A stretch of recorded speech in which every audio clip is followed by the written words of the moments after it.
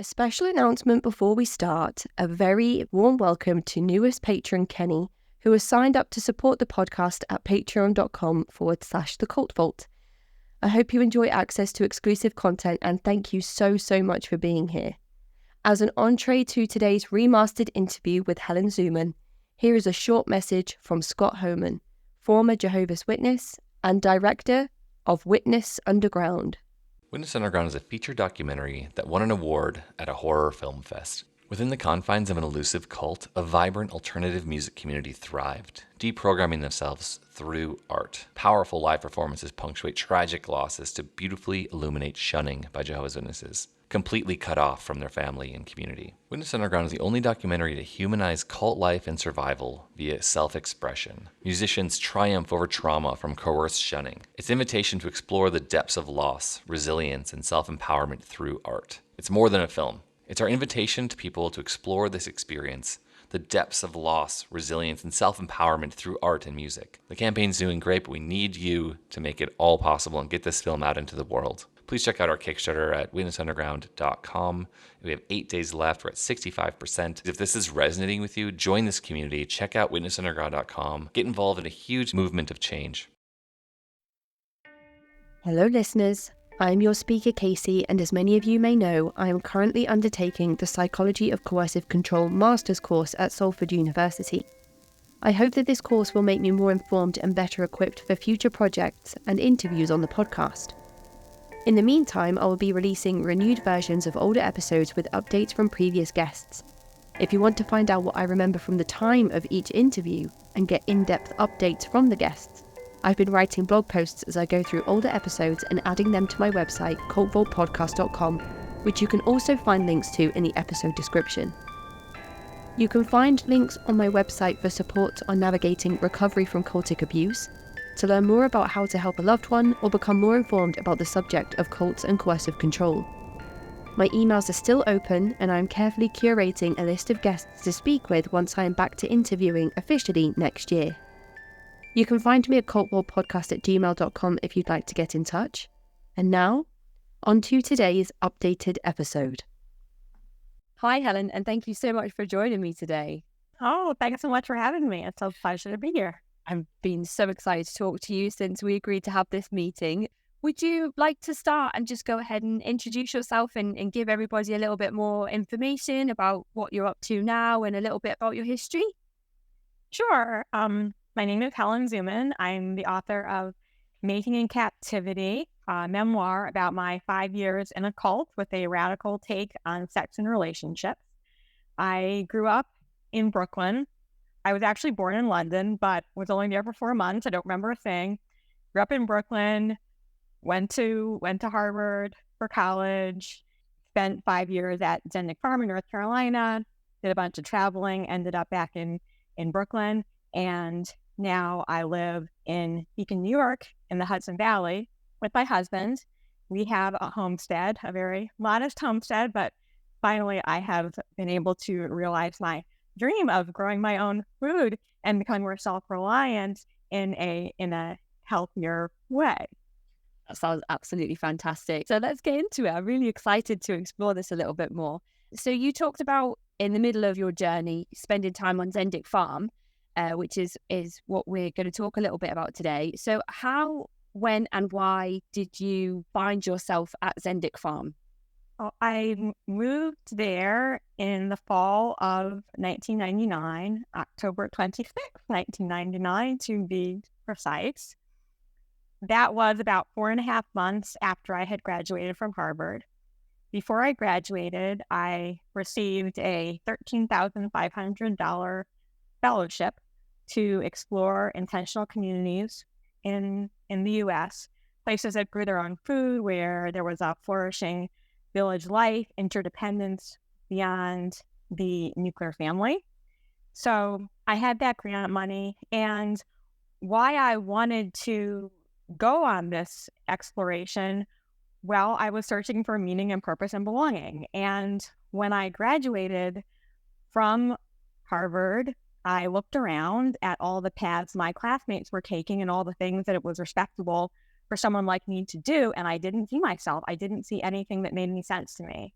I didn't have really an apocalyptic worldview. I just saw all these professions and occupations that were devoted to preserving business as usual. And business as usual to me seemed just on a very deep level corrupt. It seemed to be about manipulation, just exerting power over others from a distance, and not about touch, not about actual, human or human to animal or human to other forms of being interaction. So I set out on this exploration. I visited a bunch of communities. I went out west. I went to California.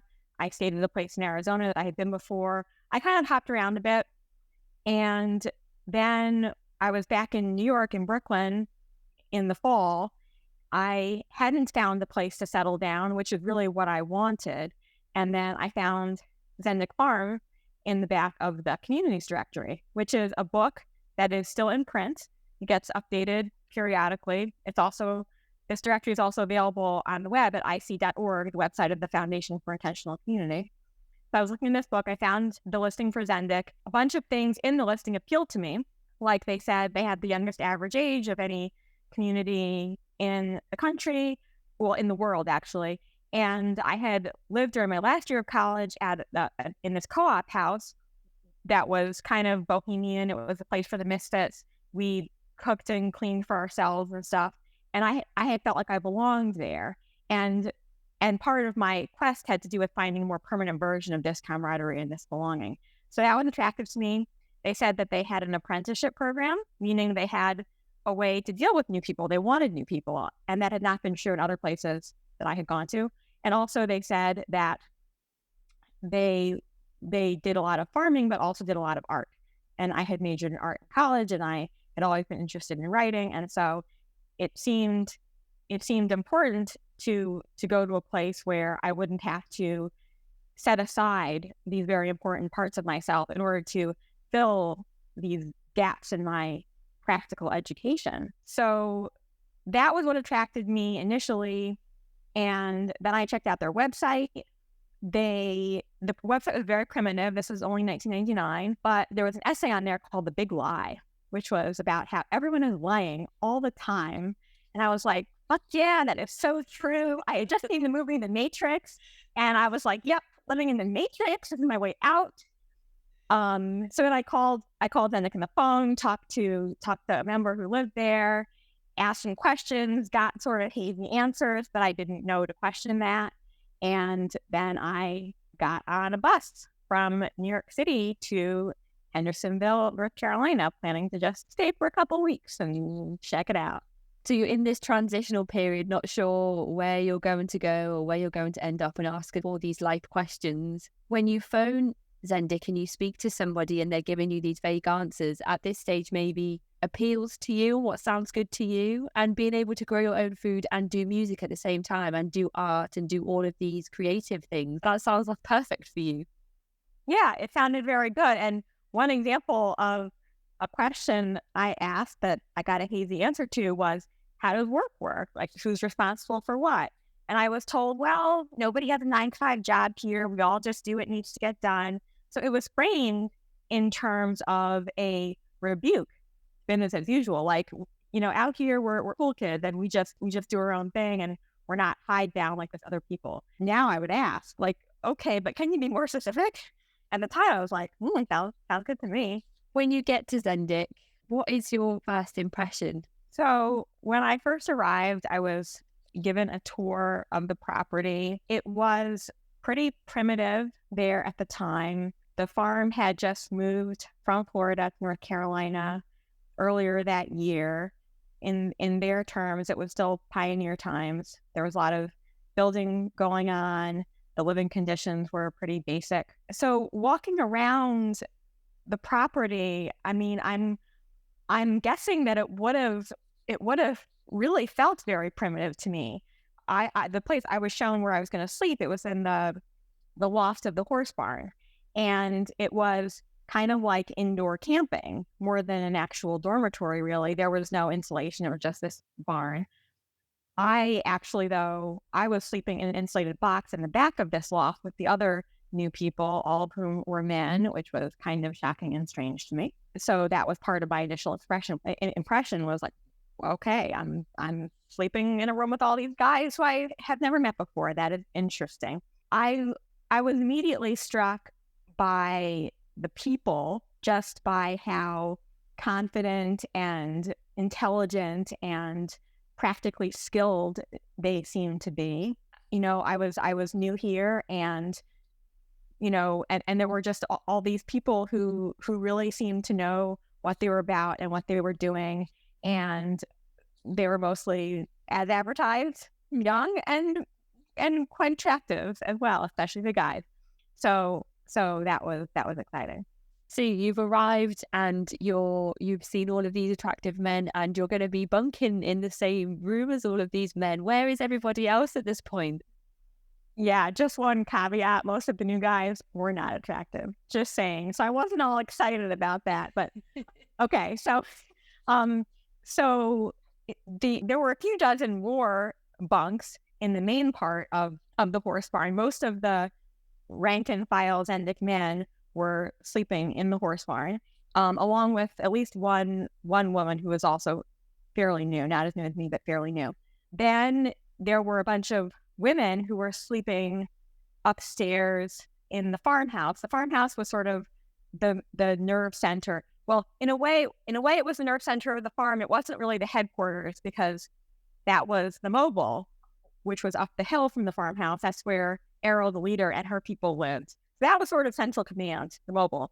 But I didn't go up there for quite a while. But the farmhouse was the sort of bustling hub of activity for kind of everybody on the farm. So some of the women slept in a room upstairs from the farmhouse, and then a bunch of people, the higher ups, slept in the mobile, which was not a super exciting house. It was a mobile home, but they were in the final stages of building a much bigger and very beautiful building called the Addition, which Errol and her people moved into soon after. So Errol, she's the matriarch of the farm. Yes. And prior to this, it was actually her husband that ran business. Well, they were a team, Errol and Wolf. My perception of their relationship is that she was always pretty much in charge of the practical aspects of running the farm. Okay. Whereas he was more in charge of the philosophizing and having the brilliant pot smoke inspired revelations. But I would say that she was always kind of the driving force between keeping things together. Okay. And in the Addition, she lives there with other men and women. Yeah, she was. Yeah, once it was finished, she moved in there with her boyfriend. She had gotten involved with after Wolf's death. Okay. Her boyfriend, her daughter, and probably her daughter's boyfriend at the time, her daughter's children. Yeah, and there were a bunch of other people living in the Addition as well.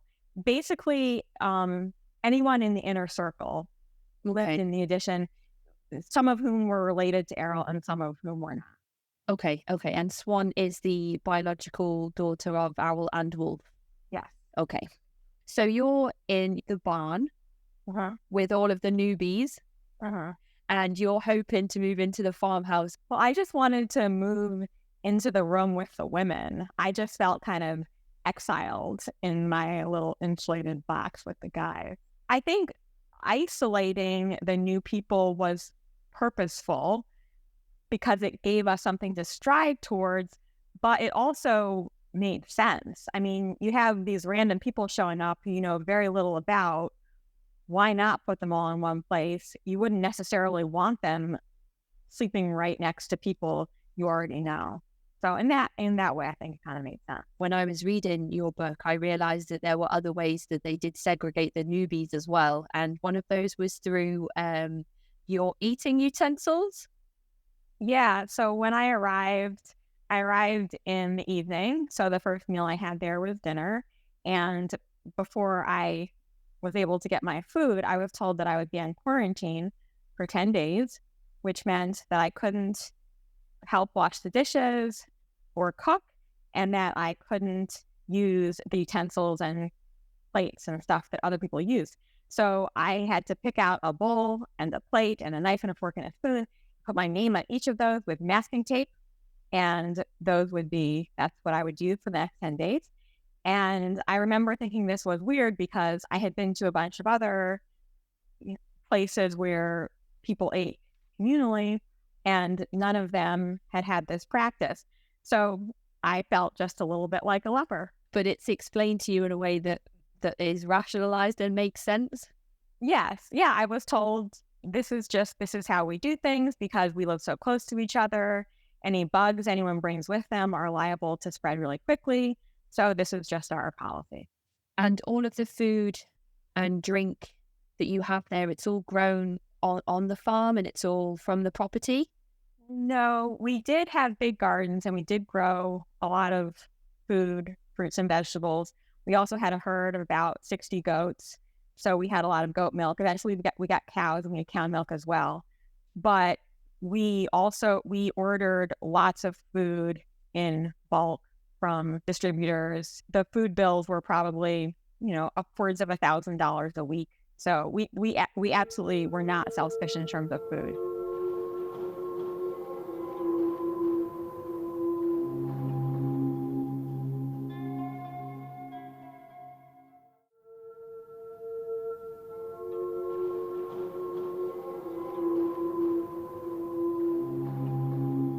And so you've gone to the farm, you're in your shared dorm, you've got your own cutlery and your own plates. And I realized that in the morning in your first day, you're just nonstop. You did about 4 different things that day. You went to put up some shelves and dig a trench and paint some things. Yeah. From the beginning, I was just thrown onto the work crews, and that was fine with me because that was what was happening, and that's where the people were. And of course, what was most interesting to me were the people, and this was how I got to hang out with them in various different configurations. So I didn't mind. I was happy to jump in. So then, when you're on your first day, you speak to Toba. And the pseudonyms that the people have in the book, are they chosen by you or were they chosen by the people themselves? So most people who moved to Zendik changed their names from their original names, and the names that they took, it was a combination of, sometimes the person would choose their own name. Sometimes Errol would say, your new name is this. Sometimes they would try to make a name their own and Errol would disapprove of it, or they simply wouldn't be able to sell it to the group. They wouldn't be able to get people to start calling them that. I tried to change my name a number of times. It never worked. I was never able to sell it. So I remained Helen, although I did sort of have the pen name of Hellion, which is sort of my nickname. But the pseudonyms in the book, they're all names that I came up with myself. And generally, I just tried to keep it so that if the person in real life had a weird Zendik name, I gave them a weird name that I made up myself. And if the person in real life had a regular American name, if they hadn't changed their name, then I gave them a different regular American name. Okay, I can definitely see that through the pattern of the book, which is really cool. I would have never have known that that's how it was done. So that's really interesting. So you've gone on to your first days of work. You're on the work crew. You're with one of the ladies that lives there, and she's one of the older ladies on the farm. And she starts to ask you about your personal life and your relationship history, and you offer part of your history to her, and she seems to be very good at reading you. She makes assumptions that seem to be correct on how much experience you've had sexually in the past, and you offer her some information as well, and it just seems like a nice casual conversation. And then everybody's approaching you, and this information has been relayed back to what seems like the entire farm. Well, I don't know about the entire farm, but later that day, I had a conversation with another person who happened to already know that I was a virgin and who had learned it from the woman I had worked with in the morning. So I don't know how widely spread the information was. Okay, and that information is interesting because at the time which I'm sure you weren't aware of before you visited the farm for the first time, you'd actually walked into what turned out to be a sex cult. I would say definitely that Zendik is a cult. I would not say that it's a sex cult. I did choose to name my book Mating in Captivity, and I did choose to focus on the thread of sexuality because that was the most intimate form of control that was exerted over us at Zendik. However, I find the term sex cult to not be terribly useful because, as far as I can see, every single cult has to deal with sexuality and has to figure out how to control it. At Heaven's Gate, it was celibacy, and in the Fundamental of Latter-day Saints, they marry 50 women off to one man. And in the 12 tribes, it's all about having those 144,000 kids or whatever. But every cult has to control its member sexuality, and they can do it in a wide range of ways. So yes, the Zendik rituals for sex were interesting and distinctive, but sex was also just one part of life. I do appreciate you being candid with me and just telling me that that's not how you would describe it, or that's not how you would see it. So it doesn't bother me at all. I mean, you're just saying what your impression is, and I'm responding, but it doesn't bother me. Okay, good. I'm glad that's fine. So you've moved in, you've had your first day of work. A few people have approached you about being a virgin, and then you are spoken to about how the dating system works on the farm. Mm-hmm. And how is that conversation brought up to you, and that aspect of the farm and how that works? That aspect was brought up to me in one of these situations where I was working painting shelves with another woman who I call Zeta in the book. And she asked me if anyone had told me yet how dating worked. And I said no. I didn't know that there was any particular way that it worked. When I was at dinner that first night, I had noticed an interaction in which one woman asked another, "Are you having a date tonight?" And she said yes. And I thought, oh, they're going out to dinner and a movie. So why does that woman who's going on the date have a bowl of food in her hand? I noticed that, but I didn't really think much of it. So Zeta told me that this was how it worked, that if I was interested in a guy, then I would approach one of two dating straters. Strater was short for administrator. And I would ask that person to, quote, hit up, we used lots of 60s lingo, this guy for a walk, either a walk, which meant just hanging out, talking, groping, kissing, whatever, or a date, which meant going to a designated date space and getting naked and having sex. The person who was going to decide whether this would happen was the guy I was hitting up. Okay. He was well with the power to say yes or no. It was just that I had to go through someone else, right, make the request, and that meant that a priori there was no privacy. So what would happen if you were to ask somebody directly if they were to go on a date? That just wasn't done. It just later on later on the rules changed. When I first arrived, I had to ask through one of these straters. A little later, Errol changed the rule to require everyone to hit their people up directly face to face. That became the new rule. So it did happen then when that was the rule. And then later on, the rule changed again to be that you had to find a third party to do the hitting up for you, but the third party could be whoever you chose. The way that the farm works is not set in stone. It's kind of Errol picks and chooses when things change and when new rules come in. Pretty much, yeah. Certainly the way that we lived it was not set in stone. The farm changed a lot. It changed a ton in the many years that existed before I arrived, and it changed a lot when I lived there. Also, I just want to make a caveat about always having to ask through someone, because it is quite possible that in that period where the dating straters were in effect, that if you were kind of in a relationship with someone, then maybe you were going to just set it up with that person. So that probably, I think that actually it did happen. But if it was a first time, or if it wasn't someone who you were already kind of heavily involved with, then you had to go through the Right. through the Okay. phase. Okay. Why do you think that things were done that way? Well, there was this idea at Zendik that had been built into it from the beginning of the need for each person to be intimate, not primarily with one other person, but with the entire group.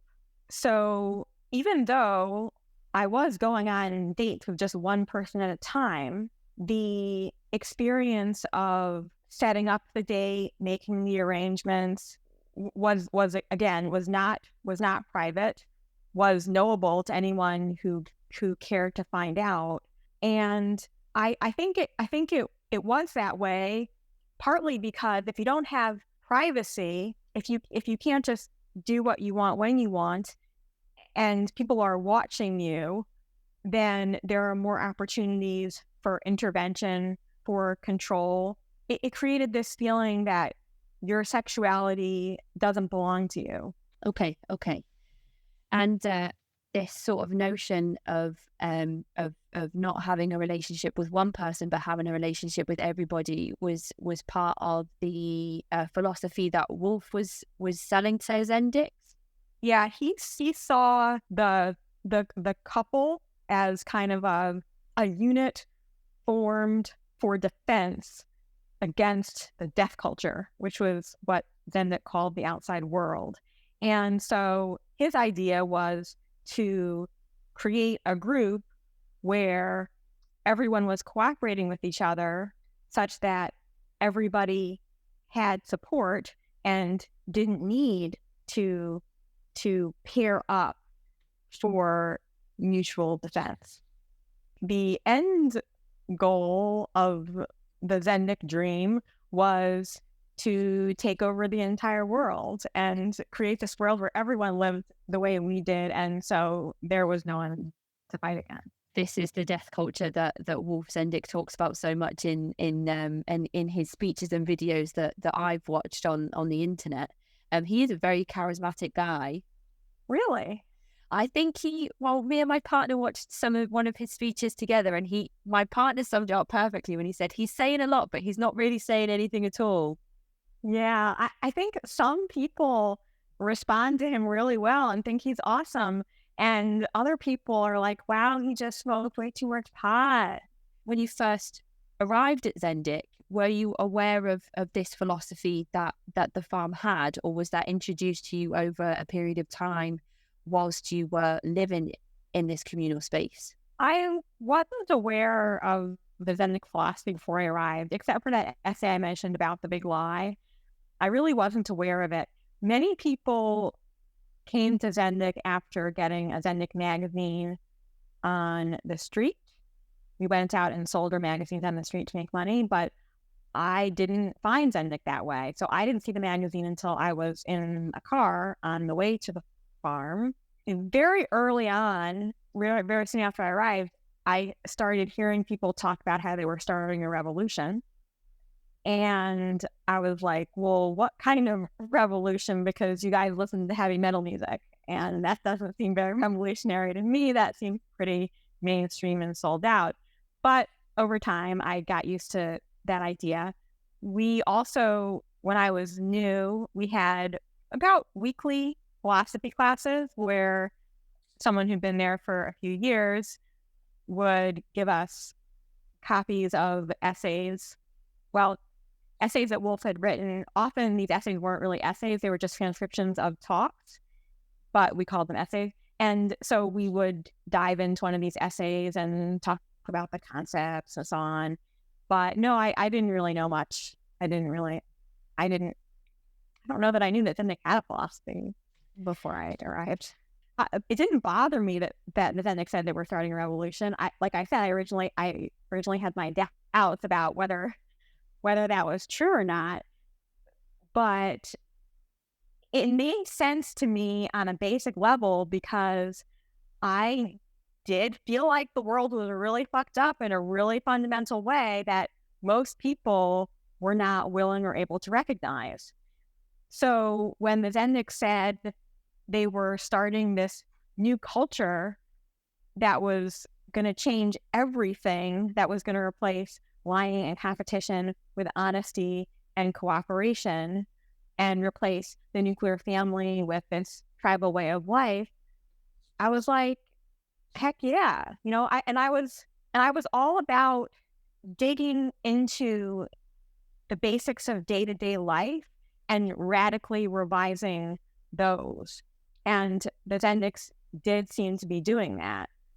I don't think there was ever a point where I thought, I don't want to be part of this revolution, because the revolution, what it was supposed to bring about, was actually pretty great. There wasn't much to argue with in the vision of equilibrium, which was a form of governance that fully took the ecology into account. Who could argue with that?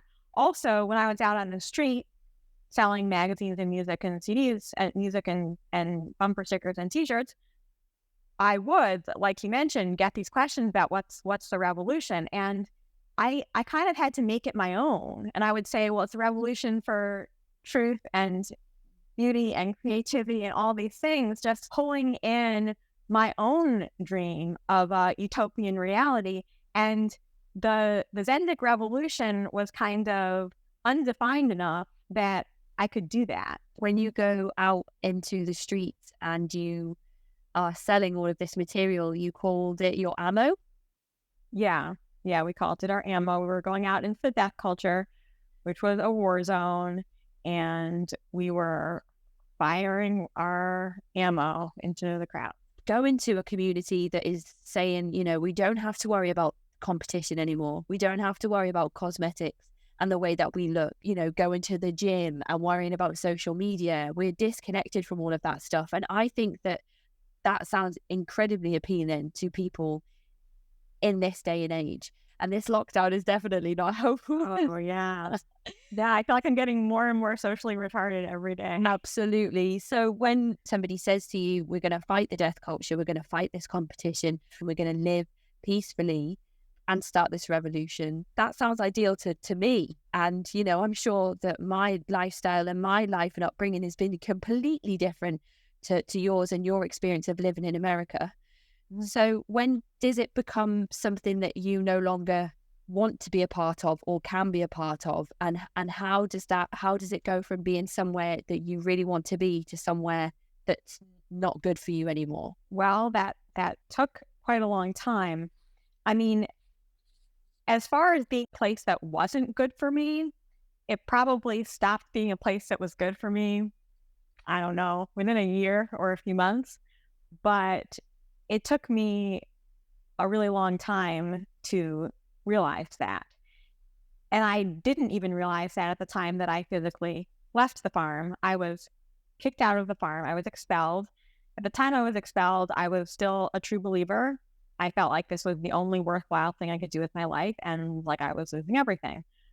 But I didn't have much of a choice. So I left the farm, went off into the death culture, kind of expecting terrible things to happen to me, but they didn't. And I spent a little more than a year just out in the world, feeling on the one hand doomed and wrong. Like everything I was doing and everything I was just wrong because I wasn't a Zendik, and that was the one true thing. But even as I was feeling those things, I was still making my way in the world. I had to figure out how to make money. I had this dream of traveling around the world, and I did that. And I had jobs and made friends and learned things and developed relationships and had crushes and love affairs and all this stuff. And I think very gradually, after a while, I just was no longer accustomed to being treated like crap, because generally out in the world, people treated me respectfully and liked me and saw me as a hard worker, and worth being around. So I think after that year or so of just being in these totally different social environments, I got to the point where I thought I should be ready to go back to Zendik, because Zendik was still the one true thing. And I had supposedly mowed down my death culture fantasies that were preventing me from fully committing. I thought I should be ready to make that call to the farm, but I just couldn't do it because I knew in my body the kind of response that I would get. I would dial the number, someone would answer, I would say who I was, and they'd be like, "Oh, you." And they would not be interested in anything that had happened to me. They wouldn't want to hear my stories. They wouldn't really even want to know how I was doing. And to be able to get a chance to go back, I would just have to grovel and abase myself. And I just couldn't bring myself to do that. That didn't mean that I knew clearly at that moment that Zendik was not a good place for me. I still didn't fully know that because I didn't understand the pattern it was part of. But that was kind of a moment of bodily recognition.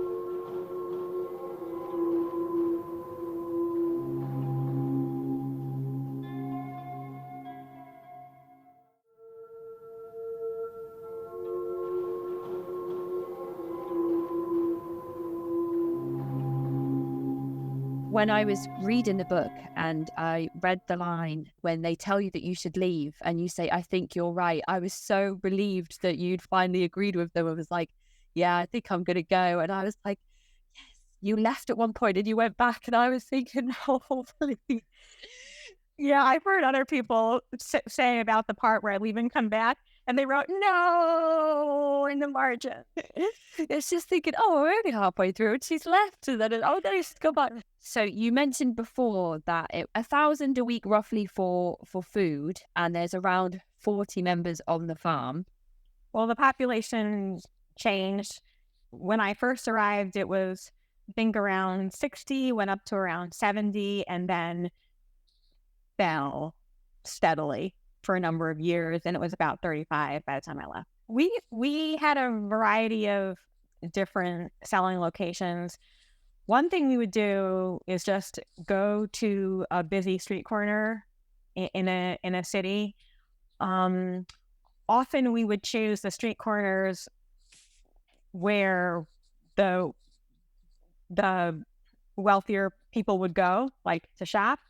And we would go to places where there were lots of bars, which attracted lots of foot traffic and then produced lots of drunk people at night. We often did pretty well with the drunk people. So when we were going to cities, within the crowds of people walking by, we certainly had our filters for whom to approach. And I would say, for me, if I possibly could, I wanted to approach people who looked a little out of place. Sometimes everyone was just, perfectly coiffed and dressed, and I had no choice but to approach them. But I was looking for the misfits generally. Then we also went to concerts and festivals and even protests. Eventually, we found that protests were really good for us. One of the concerts we went to a lot was Ozfest, which maybe is like over now. I don't know if anyone even knows what that is, but it was Ozzy Osbourne's this like heavy metal guy who bit the head off of a bat, and so we would go to the concerts of musical acts that really spoke to young people who were deeply disaffected. That was a good market for us, and sometimes, that was part of it. And then just drunk people out having a good time, people at protests. I remember also one year selling the string of Bruce Springsteen concerts in the New York area. It was after 9/11, and he was touring in support of his album The Rising, which was about 9/11. And I remember sort of having to come up with a whole different way to talk to those particular people. I mean, in a way, the Zendik message had its particular target, but in another way, it was pretty much adaptable to any crowd. We could pitch it in a bunch of different ways. And how would you, that feels like that's a skill you'd have to develop, like knowing how to read people. And, we've talked about being, a little bit socially shy. So how did you personally, did you know how to sell to people straight away, or was it something that you had to develop, or did you never get the hang of it, or what was that like? when I first started selling, I was utterly terrified. I was motivated to try it because after I'd been at the farm a little while, I noticed that number one, selling chips seemed like fun. You would go off together in a van with your crew of, 2 to 7 people or whatever, and you'd all be together in this, having this really intense experience, for a few days. And clearly you were bonding when you were on the road and getting closer to each other. Then you came home, and if you had done well, you got a lot of praise and admiration for that. And you got to sleep late because you're totally exhausted. Also, you got to eat peanut butter and tahini when you went on road trips, and you didn't get to eat those at home. So I was motivated to try it for those reasons. But the idea of going out in the street and approaching strangers and asking them for money, I mean, we were selling stuff, but basically asking for money, that was terrifying. The very first time I was out on the street, it was in Athens, Georgia, near the University of Georgia campus. And it was kind of like just jumping into a freezing cold lake. Like, I just have to jump now. I just have to approach my first person. And I did. And he gave me $2 for a magazine. I was like, great, I'm a Zendik seller now. And I think selling is interesting because, I was always really good at school. There had been things before this that I started out being bad at, and I had to work really hard. Like, I was in the swim team in grade school. I didn't start out a good swimmer. I had to work really hard to become competent, never mind good at it. And selling was one of those things. I was not innately good at it at all. I did learn it. I did get a lot better over time. I developed a degree of consistency, but I never made it into the ranks of the power sellers, and I was always inconsistent. I would have amazing days sometimes, and I would have horrible days, and I never got to the point where I felt like, yep, I know how to go out and have a good day. And on those bad days, it was often spoke about how it was your outward energy that was causing you to have a bad day selling, and not the people that you were interacting with. It was all to do with what you were outwardly expressing. Is that right? Yeah. One of the things we would say about selling, and about other things, but particularly about selling, was it's all energy. And when you're having a good time and you're, quote, on, then people want to talk to you and they want to hang out with you and they want to buy your stuff. And I think there is truth to that.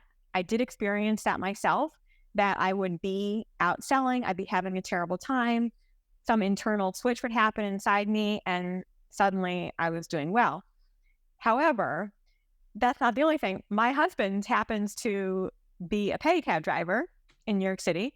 Driving a pedicab in New York City, people think of it as being primarily a physical job. You have to be really strong because you're cycling people around, on a tricycle. I've tried it myself, and I would say it's primarily a sales job, because the hardest part of succeeding as a pedicab driver is getting people into your cab. You have to sell those rides. Now, my husband, he's been doing this for many, many years. Sometimes he'll go out and he's like, it's dead tonight. I'm going home. And at Zendik, occasionally we were kind of allowed to blame it on the scene, like, oh, that was a bad call. We shouldn't have gone to that spot. But pretty much, if you were doing badly, it was your fault. And there's a few instances in the book where you're sat down with your peers in a circle and they are having this conversation with you, saying that you're sabotaging yourself almost. Yeah, sabotaging myself, sabotaging the trip, just being a drag. Yeah. So at Zendik, it's a lot about erasing competition between each other. But it feels as though, on the surface, because it feels as though there is still that element of competition, especially when you would all go out selling, and at the end you would count up your money and people would be relieved to be the ones that made the most that day. Uh-huh. Yeah, there was intense competition on the street. And what made it worse was there was both intense competition. Like, if I was out selling, I would always have been thrilled to make the most money. which hardly ever happened. But at the very least, I wanted to be kind of in the middle to avoid criticism. So yes, I was intensely aware of how everyone else in the crew was doing. And that was hard enough if I wasn't doing well myself. But what made it worse was this belief that my competitiveness and my jealousy was part of my deaf culture conditioning. So I'm bad because I'm not making enough money right now. And then I'm doubly bad because I'm jealous of so-and-so who is doing well. And what I wasn't able to realize was it made sense to be jealous and to get tense about those things because I was kind of in a fight for survival. I was in a fight for my place in the tribe and for approval and admiration. When you're out selling, you're selling magazines that have people's stories in from the farm? Yeah, in the early days of my time at Zendik, our magazines did have a fair number of stories by people who lived at the farm. Often, the storyline would be something like, I was out in the world and my life was terrible, and then I moved to Zendik and now things are great. There were also screeds by Wolf and Errol, maybe an interview with Errol, essays I wrote for the magazine a few times, also graphics, artwork, comics. As time went by, the number of voices represented in the magazine decreased. And by the time the last issue was published, I believe it was just Errol, Wolf, and Swan in there, and there were no other writers. So then Nick had a band. When Wolf was alive, he was the band leader. After he died, Errol took over as the band leader and the lead singer.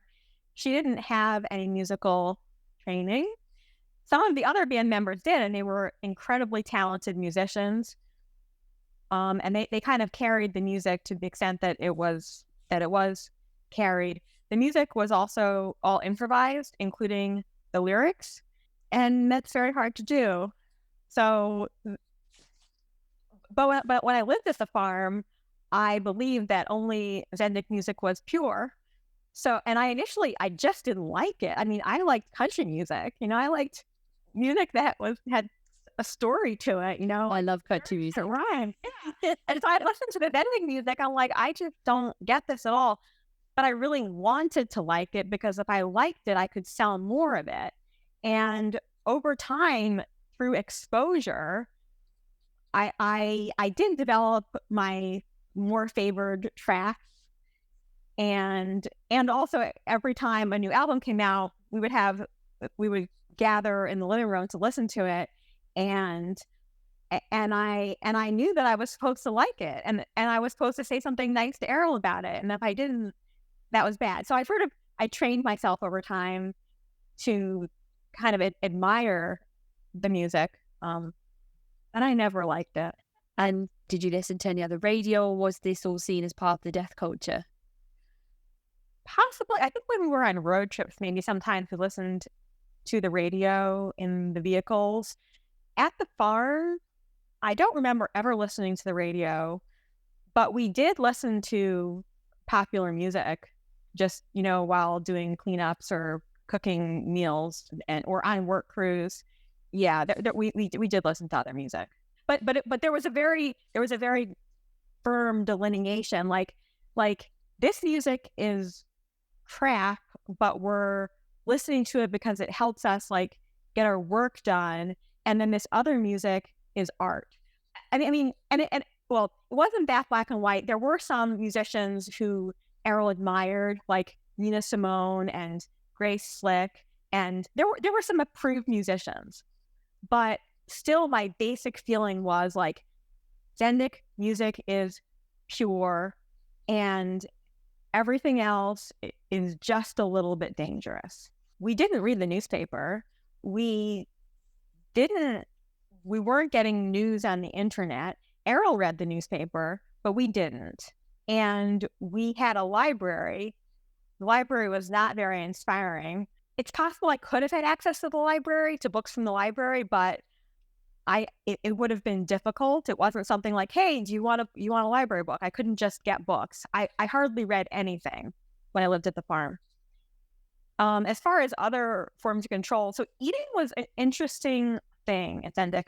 We would say on the street that we ate all organic food, which was mostly true. And that was actually a very important way that we distinguished ourselves from the death culture. We brought all our own food with us when we went on selling trips, and also our own water. Identifying ourselves as people who only eat organic food then meant that other food that we might encounter when we were off the farm was bad and was impure. I did later find out when I took over the food ordering that some of the things that we were eating were not organic. And I brought this up to Errol. I was shocked. I thought this must be a terrible mistake, that we were eating something that wasn't organic. And she was like, no, just leave it. But the food overall was really good and quite plentiful. It was very high quality food. I would say I actually learned to eat better when I lived there. The thing about food, though, was so much else in my life was not under my control that I just overate like crazy when I lived there, because that was like one of the very few things I could control. The reason I could control it was I was in charge of the food supply for a lot of the time.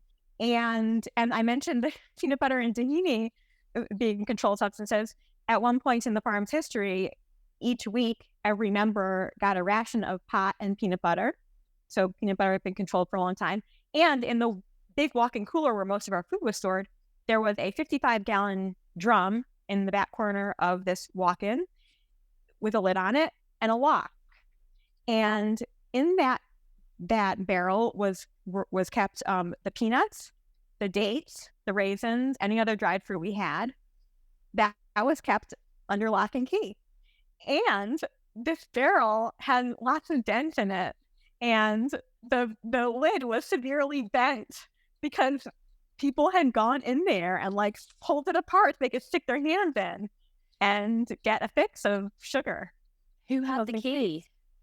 Well, I actually ended up with a lot of the keys because I did a lot of work in the kitchen, and over a number of years, a bunch of other women who also had keys left and gave me their keys. And I ended up with like all the keys to the barrels. But then after this, the woman who was in charge of the walk-in left, and I took over care of the walk-in, and I actually felt like this barrel was really bad.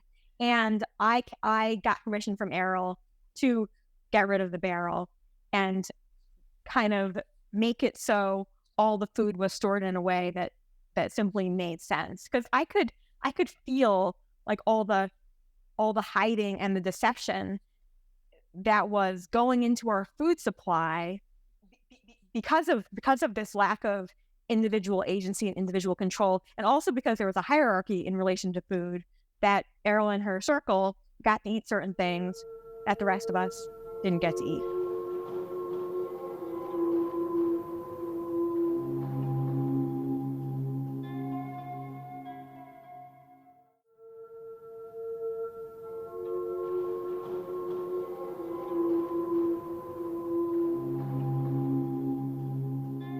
I don't think that's mentioned in the book. No, I deliberately de-emphasized food because I didn't want to write another fucking body image memoir. So I left out most of the food stuff. It's interesting because a lot of the times where you sit down and you briefly describe what you're eating for that meal, there's rarely ever meat mentioned. So I actually wondered if the farm was vegetarian, but then at some point there is chicken mentioned. Oh yeah, we used to order entire cows from Warren Wilson, a nearby college with a farm. Yeah, we ate a lot of meat. I mean, there were ways in which my health improved. I think the quality of the food that I was eating did improve, and I was outdoors doing physical work at least some of the time, but I wasn't necessarily all that healthy. There were definitely signs my body was giving me that I was actually not in the best health. Do you think that a lot of that may come from maybe not getting as much sleep as your body needed? Yeah, I think sleep had something to do with it. And I think also just being under constant stress didn't help. One of the ways that you managed to keep order was sorting out the Tupperware. I thought that was a really nice, small detail. I could envision it really clearly. Think that was something that you did to have maybe just a small fraction of control over something else that was happening around you. Yeah, absolutely. Being the Tupperware queen of Zendik Farm was one of the ways that I tried to keep my shit together. Yeah, and also I took on that role because I got so irritated when I would be going on a road trip and there'd be a container with a limited match, and even more irritated when it was like 1 a.m. and someone desperately trying to finish their road prep would come and find me because they knew that I had sort of the concentration card game playing mind that could look at the container and know which lid fit. And so I didn't want to do that. So I was like, well, I'm gonna take this on and keep this in order. And it was just a constant battle that I don't know that I ever won. It's not just you that experiences that. I think that Tupperware game is something that happens in almost every household. So that must have felt like almost like a level of normalcy to have that. There was also the tier system with the wristbands at one point as well. Mm-hmm. Yeah, when I arrived, I kind of noticed these strips of cloth around people's wrists, but I just dismissed them. I didn't think they meant anything. And later on, I found out that actually they did mean something, that at that time, the farm had an explicit hierarchy of multiple levels. There was the family at the top. They had purple wristbands. The family, capital F, meaning Errol and her inner circle. Then the family apprentices on the level below, gray. They were supposed to be quickly evolving and on their way possibly to being in the family. Then there were the core members, royal blue. They'd been around for a couple of years. They were considered solid and dependable. Core apprentices, brown, been there for less time, but on their way to being in the core. The Zendik apprentices, green at the bottom, that's what I became when I chose to stay.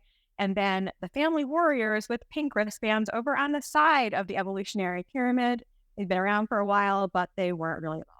You planned to only stay for a couple of weeks. Yeah, that was my default plan. I didn't expect that I was going to stay. I was open to the idea that I might, but it seemed unlikely considering my pattern of visiting various other places and leaving fairly quickly. Do you think that the wristband sort of incentivized you to stay? No, it was the opposite. I didn't find out about the wristband until after I had given the Zendiks all my money.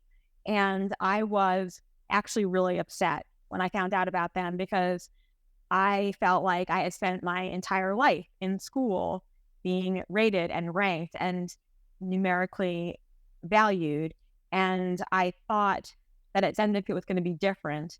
And when I found out that it wasn't, there was this ladder I had to climb, I was really shocked and really upset. But it was too late. I wasn't getting my money back. And so I kind of had to find a way to make it make sense. And the woman who told me about the wristbands, after I asked her, who admitted that they were there and told me a bit about them, she said that it wasn't actually a hierarchy, that it was my competitive conditioning that made me see it that way. But really, it was just that some people understood the philosophy better and took more responsibility. The wristband thing, when I read that part of the book, it definitely felt like it came across like that was actually encouraging competition within the farm. They can say that they're trying to eradicate competition, but why do you think that it was being, even if it's subconsciously encouraged, to actually continue to be competitive and say that you're not being competitive? Well, it's an excellent mindfuck, isn't it? Just a great way to keep people off balance. Under the surface, I would say what we were actually competing for was Errol's approval. And that was limited. And she already had a daughter, and none of us women was ever going to rise to that level in her affections. But as long as we were striving to do so, we were going to be working hard and making money and building those rock walls. So she was a very, very clever woman, Errol. Yes, I would say that she was a very skilled manipulator. She had good social skills. She knew how to read people. She had grown up in the projects in Brooklyn and Hell's Kitchen in Manhattan. Well, it was pretty rough there, and she had to learn from a young age how to take care of herself and protect herself. Yeah, protect herself from a position of weakness. So I think she had really excellent instincts for people's weak spots. And then she was working on a movie set, is that right? And she met Wolf, and he had this philosophy. And there's something about she turned down a role in a new TV show in order to go away with him. So on the farm, you've got the band, and you've got some people who get to write at least part of their creation stories that are in the magazines. What other types of art are available at the farm for people to take part in? One woman was really good at making stained glass. One had the dance studio that she... Yes, that's right. She had the dance studio, and there other Zendiks would sometimes dance with her and be part of performances and dance videos. There was also a comedy troupe. They did improv comedy performances, and sometimes they would have kind of classes for everyone else, and we would all gather in the dance room and play improv games. That was actually really fun. There was a fair amount of graphic art. Errol's boyfriend was a painter. He did lots of painting. Other people drew. There was designing the magazine, making the graphics for the CD covers. And also there was this concept that Wolf had come up with of life artistry, which was kind of a convenient way to get people to forget about their desire to do art, because that idea was that anything you do can be art, even digging an outhouse hole. And that's kind of true, because digging an outhouse hole is actually it's a complex process. You can do well or you can do poorly. You're probably not really going to feel like you fully expressed yourselves after digging an outhouse hole the way you might feel once you finish writing a book or composing a piece of music.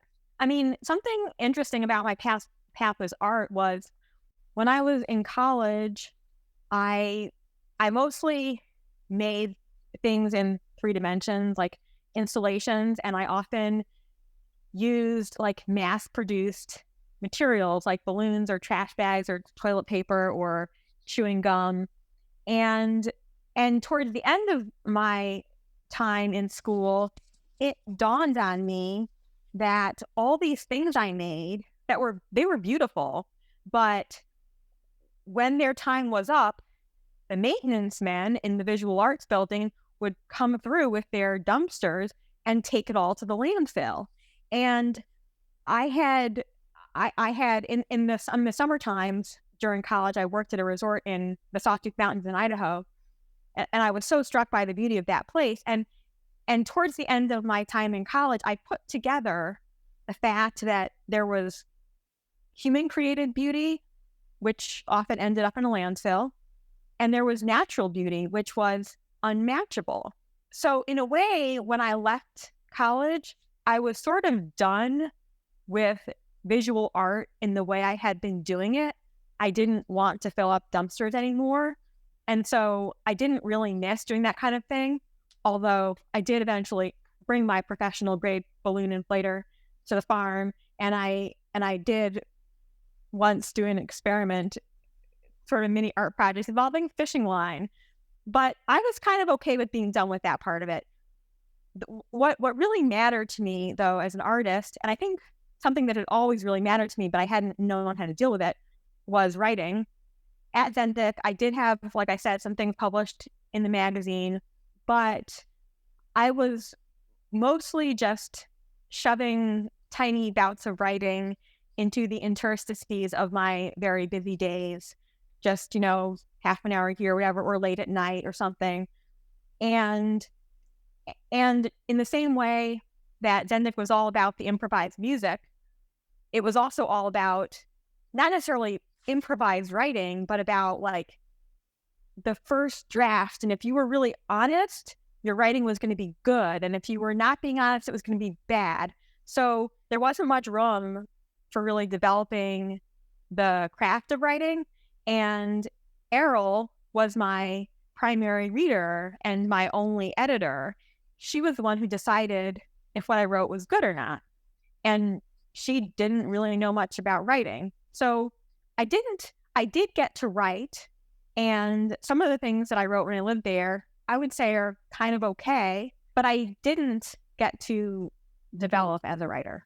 And were you always hoping that the stuff that you were writing would be enough to more to Errol, make you sort of noticed by her? Yeah, I mean, that was one of the most exciting things that could happen to me at Zendik was I would write something that Errol would like, and she'd want to publish in the magazine or want me to read it aloud to the group at lunchtime or something. Yeah. And was it often that you would sit down and discuss things in groups with the whole farm present? Oh, yeah, we had a number of different kinds of full group meetings. There were living therapy meetings. Living therapy was our form of, well, we called it our form of psychotherapy. I don't know if that's accurate at all or not, but it was the idea that if you go to a therapist out in the world, you spend 50 minutes a week talking about your problems, whereas at Zendik, therapy can be constant. We're always being honest with each other all the time. But at a living therapy meeting, you could raise your hand and bring up something that you felt was a problem about yourself, or more often, you could bring up something that was a problem with someone else, and then the rest of the group would weigh in on it. That could be very painful for the person being brought up. There were also sex meetings where we talked about sex. The usual pattern in those meetings was that someone would ask a question or present a frustration they were having in terms of sexuality, and one of the higher ups would weigh in on that, give advice. Maybe other people would check in too.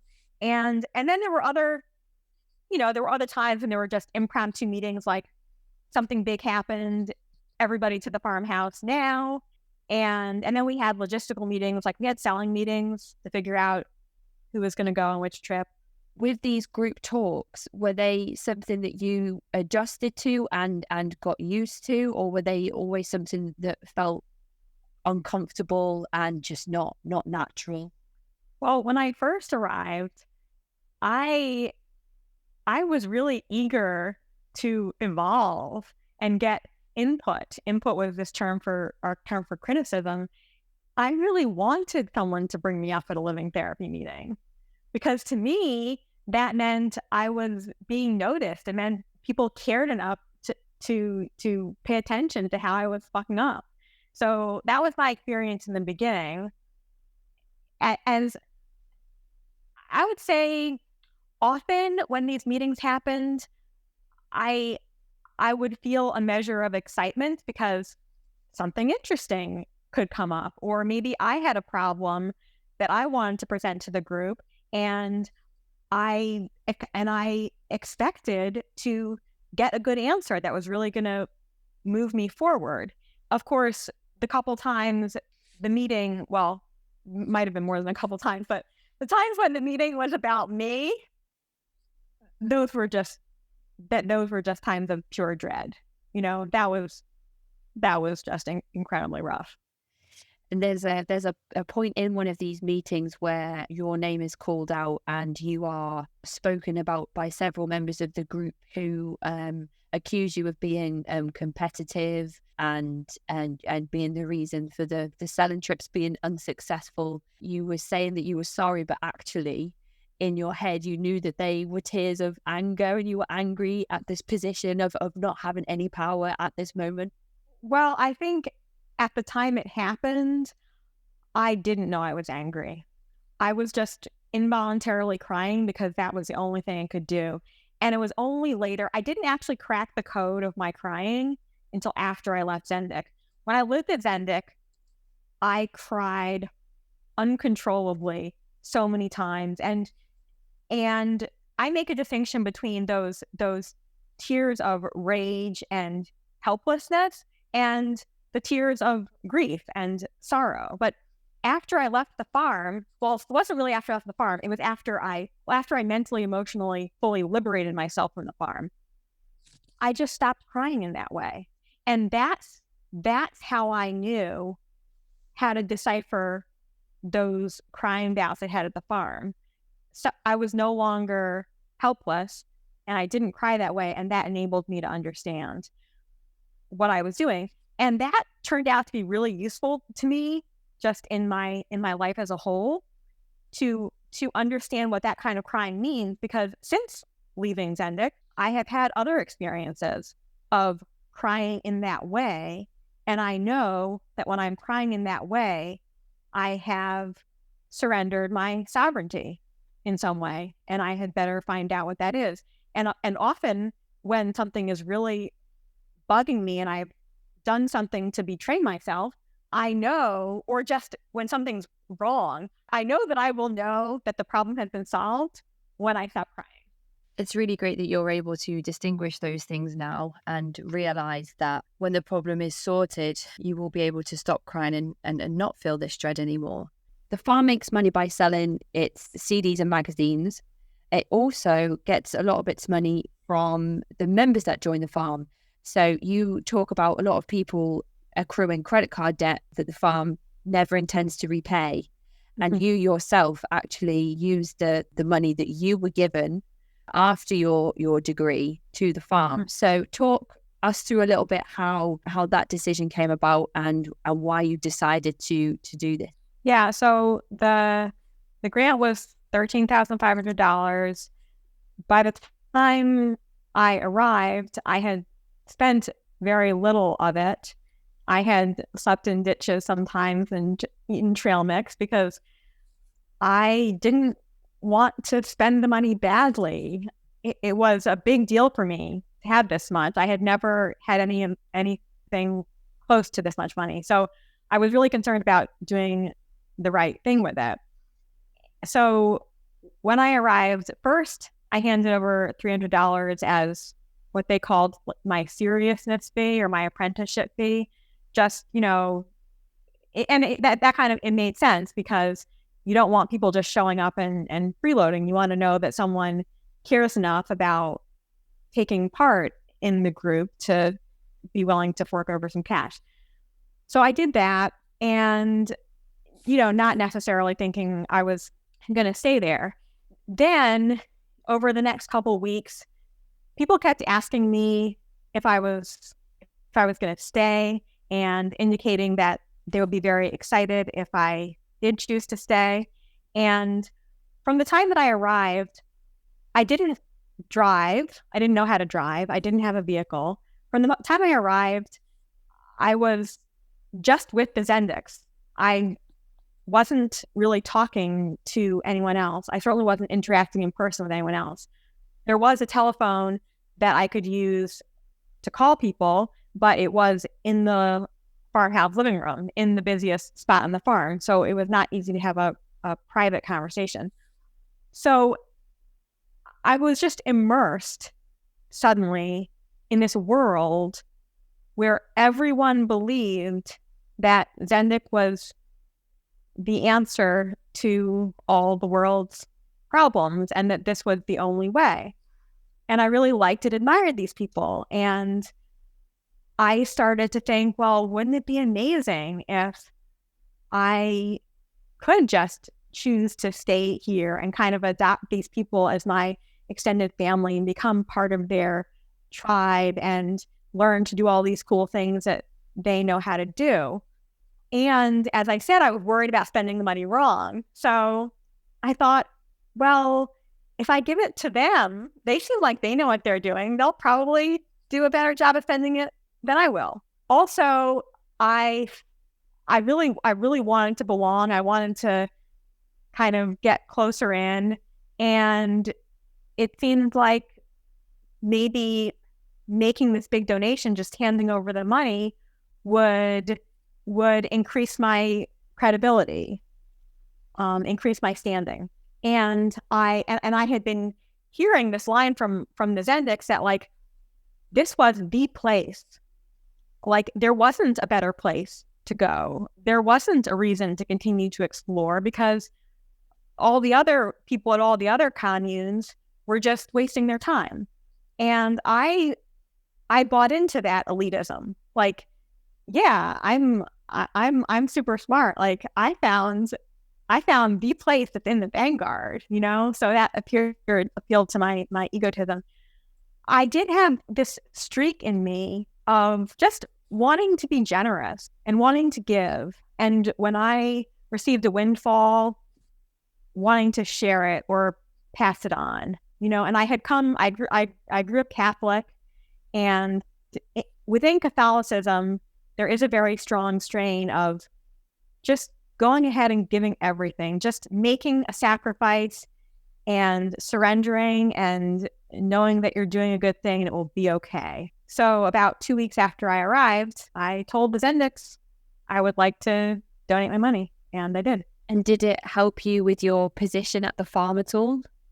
Well, nothing really happened immediately that was really obvious, but the woman who helped me make the transaction, she was a member of the family. She was someone who I didn't really talk to otherwise. She was very appreciative. She said the money had come at just the right time. Other people, other members of the family, of the inner circle, as well as Zendiks who were not in the inner circle, but definitely higher up than me, also expressed their appreciation. So I did feel like, yes, it raised my standing. But more importantly, it was my act of commitment. It was my pledge. I was going to stay. And was it any time after this that you managed to move from the barn into the farmhouse? It took a little while. I think I handed over the money in early November, and I moved into the farmhouse sometime in December, partly because the other woman living in the barn, in the outer part of the barn with all the Zendik guys, she was moving into the farmhouse, and she told the other women, if you don't let Helen move with me and you leave her as the only girl in the barn, she's not going to make it. I don't know if that was true or not because I was so invested, but she stuck up for me, and strangely enough, she actually prevailed. What was the farm doing before it had magazines, before it had CDs? Yeah, I mean, I don't know the totality of their income streams, but the ways that I heard about them making money were, well, making money and just gathering resources were going to grocery stores and shoplifting, getting welfare, and growing pot.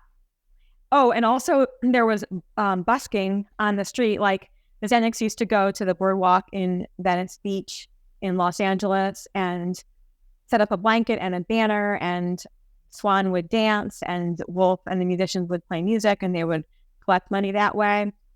The magazine, I think, first came into being, I think it was the 1970s. It was called The Cosmic Revolutionist, and it was just maybe one sheet of paper, double-sided, mimeographed in the purple ink. It didn't start out as a major play to make money.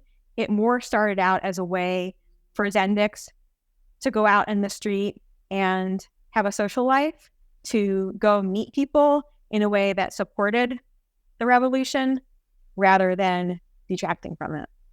Sort of spreading the message and seeing if other people would be interested in coming on board.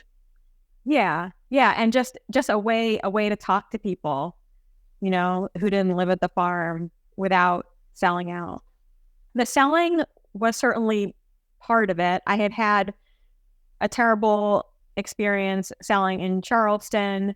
I had been told that I was a drag and I couldn't sell anymore.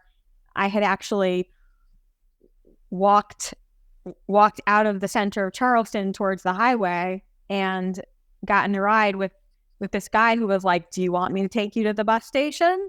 And I was like, "No, I'm going to go back and apologize and try to do better." But that was a terrible experience, and it caused me to lose confidence in my ability to sell. Like, what reasons I have to believe I wasn't going to just do that again. So I was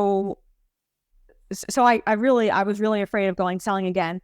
But another thing that precipitated my out, that was our word for that sort of thing, was I had been in a relationship with a man for a few months earlier in the year, and Errol had coerced me into dumping him, but I was still in love with him, and my heart was broken, and I hadn't found anyone else to be interested in the interim.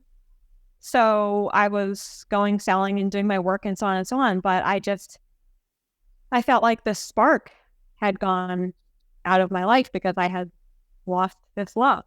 And was that a common theme on the farm, that relationships would be prematurely ended by Errol?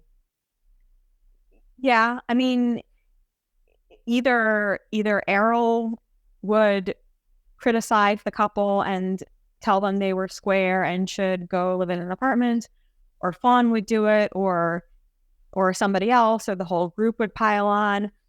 I mean, the dissolution of relationships happened in a number of ways. Sometimes it happened because one of the people left, or was sort of bullied into leaving. Usually when people left, they had been having a very hard time for a while before that. So relationships ended in all kinds of ways. Often there was an element of coercion involved. But the pattern was basically that they couldn't really last. Except in the case of Errol and Swan. Errol and Swan could have their monogamous relationship for as long as they wanted. And then after I left, Errol had, I believe, a nervous breakdown around 2007, 2008. Swan took greater control of the farm, and she decided to get married. So, and once she got married, then a bunch of other couples also got married. So that was a very firm shift. At that point, it became okay to be monogamous. But the time that you were at the farm, obviously that wasn't the stance that they had. So you found yourself kind of going through these heartbreaking situations. Yeah, over and over. At this point where the spark goes for you at the farm, and you decide that you want to go and visit somewhere that you've been before in your life and see a little bit of the world and try and sort out the issues that you're having, so that you can come back to the farm revitalized and ready to spread the message a little bit more? Yeah, well, I felt that by being at the farm and feeling this dullness and this loss of heart, I was dishonoring the farm. It wasn't fair to the farm to be there and to be such a drag. So I thought that I would go out and get a hefty dose of the death culture and have reaffirmed for me that I had no other options, and then I would come back and I'd be ready to fully commit. Also, there was this place I loved, the Sawtooth Mountains, and when I signed up to live at Zendik, I kind of felt like I was agreeing never to go to these beautiful places that I loved. And so, and I just felt this pull, like I didn't have heart for the things I was supposed to be doing at the farm, but I felt like I did have heart to get myself out to the Sawtooth Mountains, that I could do that and that somehow that was going to help.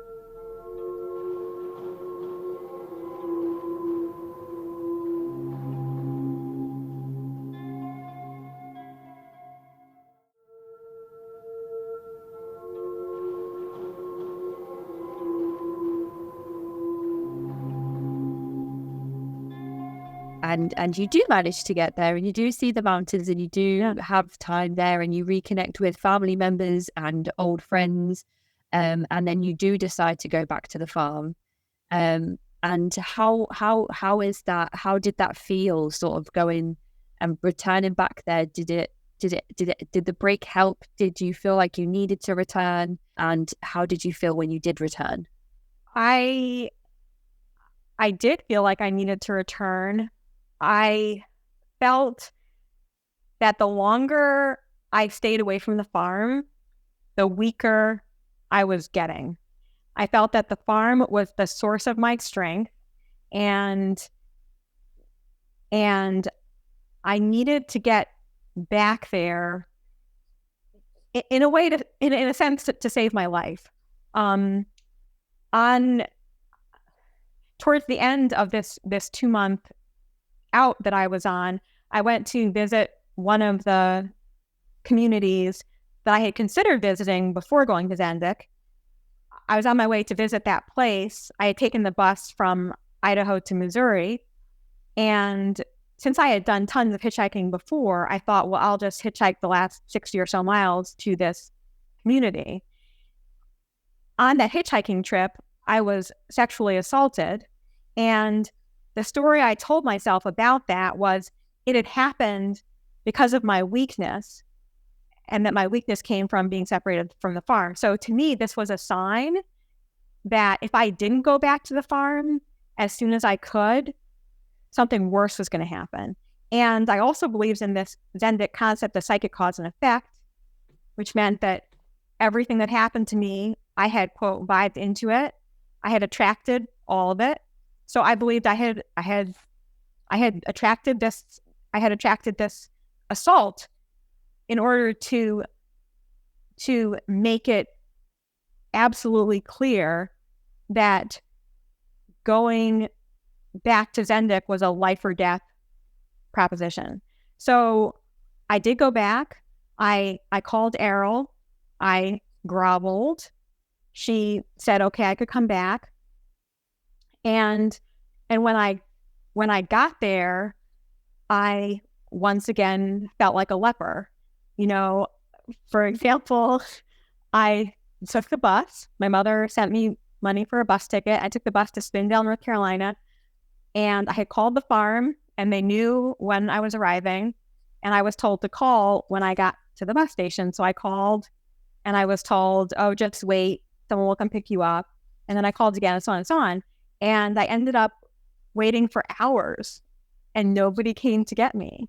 And when I first came to the farm, also I had to wait at the bus station for hours.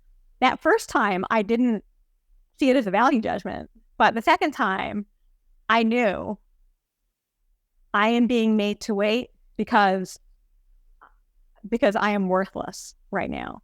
And then when finally I was told to just take a taxi. So I spent the rest of the money I had in my pocket on a taxi, and I got there, and like, for the most part, no one would look at me. Like I was a traitor, and Errol was the only one who could kind of make it okay for other people to take me back. And she did talk to me. She wasn't super friendly. And then right after I arrived, there was this meeting where some of the higher ups said that I should go. So I had to fight my way back in. I had to be really determined about it. And I was, because I was terrified of going back into the death culture and meeting another guy like the one who had assaulted me. And I thought that's what awaited me if I were to leave Zendik again.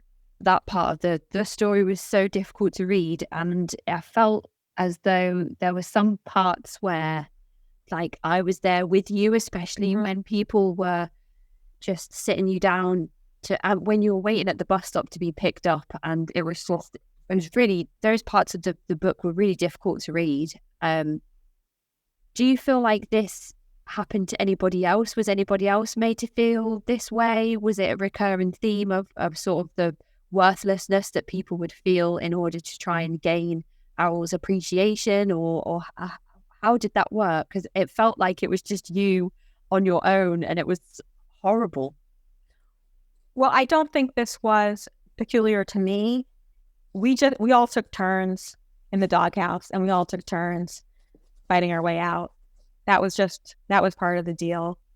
When you took your break, you were able to decide on the surface without consequences to take that break, whereas if you've been there a bit longer, you actually have to pay for a vacation.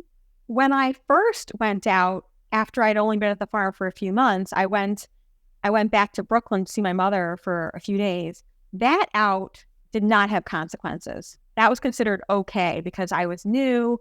I was going to check out my options. I was going to see if Zendik was really what I wanted. That was totally okay. But by the time I went out for my 2-month break, I had been there for more than 2 years, and it was not without consequence. And I knew that. I very much felt that when I made the decision to go, that I felt like as soon as I said that I was doing that, I had shifted from the us column to the them column. And I could feel that, and I was desperate enough to do it anyway. But I thought I would be gone for 2 weeks, once again, I'm only doing it for 2 weeks thing. So, and maybe if I had come back within 2 weeks, I wouldn't have had to fight so hard. But it took longer than that. But you did fight, and you did feel like you gained your place back into the group, because actually you and Errol developed a kind of closeness once you'd returned after a while. It seemed to be that there was like a level of friendship growing between the two of you at one point. So I think of life at Zendik similar to being on a Ferris wheel, and you're on the wheel, and the wheel's going up and it's going down, and you might spend some time at the top, but you're going to come around to the bottom again eventually. So my experience of closeness with Errol happened around the spring and summer of 2003. So at that time, I had been at the farm for almost 4 years, minus my 2-month out. And I was in a relationship with this man I call Crow in the book. We had been together a couple other times. We've been together. We've broken up. We hadn't broken up under duress. Actually, Crow was the one who a lot of people thought that I was meant for and should be with. But we had broken up. So after when I returned from my out, one of the things that I thought I was returning for was to finally make it work with Crow. And eventually we did get back together. And then we had a fight, and we kind of, were breaking up, and Errol asked me what was going on. And I said, well, we had this fight, we can't be together. And she said, well, how about if I help you? How about if I mentor you? Your problem is that you go for relationship advice to people who don't know any more than you do. She said, you and Crow could be the model Zendik couple. And I was like, great, sign me up. And Crow agreed to sign up as well. So for a period of a few months, I was going to Errol for one-on-one counseling about my relationship. And she told me, like, if you have a problem, you have to come see me. I was always very scared to go see her, but I did. And she would give me advice, and I would, go forth and use it. So I was in her good graces for a number of months, and I certainly enjoyed that experience, that bump in status, but I could also feel that it was precarious, I was constantly afraid of fucking it up, saying the wrong thing, approaching her too often, not approaching her often enough, and so on. And eventually I certainly got, bumped back down to the bottom of the Ferris wheel. So it wasn't, there were moments of intimacy, I suppose. It wasn't really a build towards something. It was just a way station before, the next instance of being dumped. She said that she told the group, you guys think that Helen and Crow are doing great at their relationship because they talk to me, but they need to talk to other people, they're square and so on. And then this was in context of another of my selling disasters in which I had not done well. My rest of the crew hadn't done well, and I was blamed. You were blamed for the bad selling because of your relationship with Crow? Yes, that was what Errol ended up attributing it to. And there was a small connection, because part of why the selling trip went so badly. So occasionally at the farm we had alcohol parties. Generally we didn't drink, but just as sort of a release valve, we'd occasionally have these parties, and we would get a rationed amounts of alcohol, like 2 beers or something, and we stay up later and so on. And so the night before this really big festival, we had one of these parties. We all stayed up late and drank and stuff, and I went and had an impromptu date with Crow, and I was asking him all these questions. I was treating him like an oracle. I was asking him all these questions about, like, will this couple stay together? Will this person leave? And so on. And I asked him a question about one of my crewmates, and he said that she was going to leave. And I ended up bringing this up because the thing about being at Zendik was I believed in thought crime. I believed that if I had a bad thought in my head, even if I didn't do anything with it, it could still harm me and harm other people. And so I felt compelled to confess this. What if it was true? What if this person was on her way out and was bringing us down? What if it wasn't true and I was just an asshole, but this thought was eating me alive?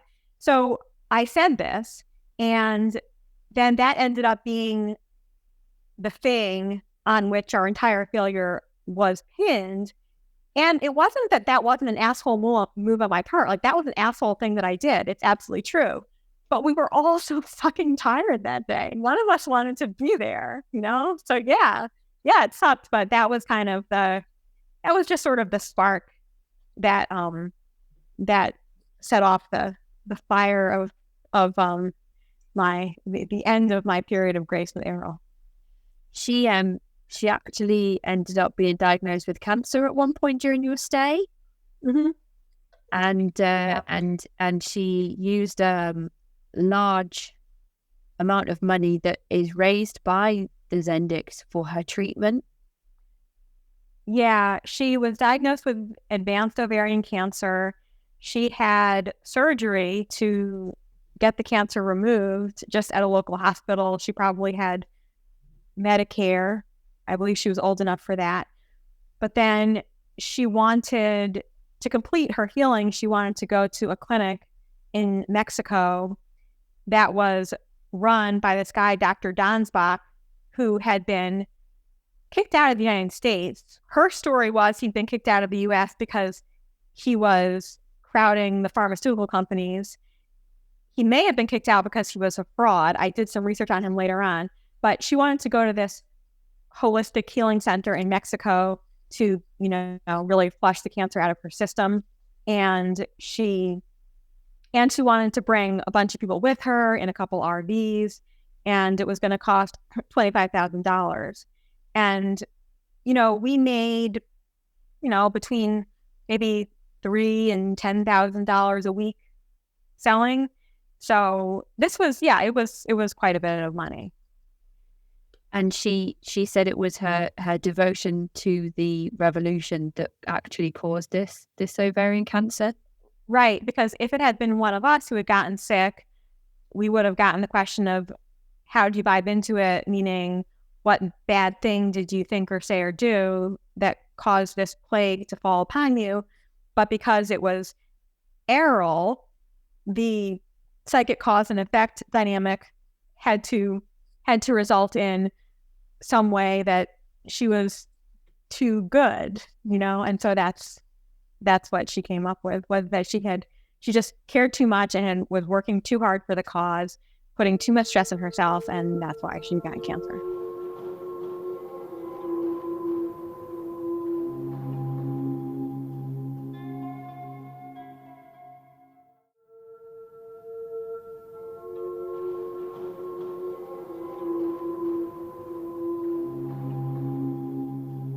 She was cured, and during her time away from the farm, there's a really heartfelt moment in your memoir where you speak about making a home video, and you sit in the farm together and you watch it as an entire community, and you're all sitting there and you're all like crying together with laughter.